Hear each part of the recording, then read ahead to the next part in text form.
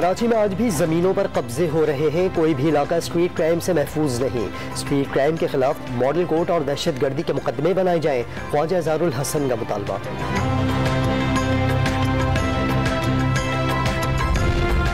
London में नवाज शरीफ से वज़ीर आज़म शहबाज शरीफ की मुलाकात जारी।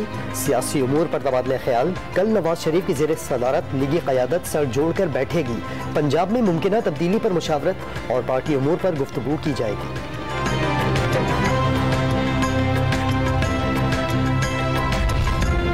नवाज शरीफ जल्द आएंगे, वापसी तरीके से होगी। वज़ीर दिफा को कायद के लिए अभी भी मुश्किलात का खदशा। इमरान खान को आर्मी चीफ की फिक्र न करने का मशवरा। मामला वक्त पर अहसन तरीके से तय हो जाने की यकीन दहानी।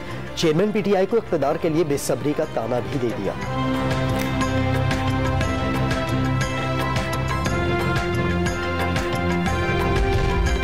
इमरान खान मुल्क में इस्तेहकाम के लिए जिद्दोजहद कर रहे हैं। मुशीर इत्तलात पंजाब उमर सरफराज चीमा ने PTI के क़याम का मकसद आईन व कानून की बालादस्ती करार दे दिया। PDM के सरबराह मौलाना फजलुर रहमान कराची पहुँच गए। कल से सिंध के सैलाब से मुतासरा इलाकों का दौरा करेंगे। सक्खर, लाड़काना और शिकारपुर जाएंगे।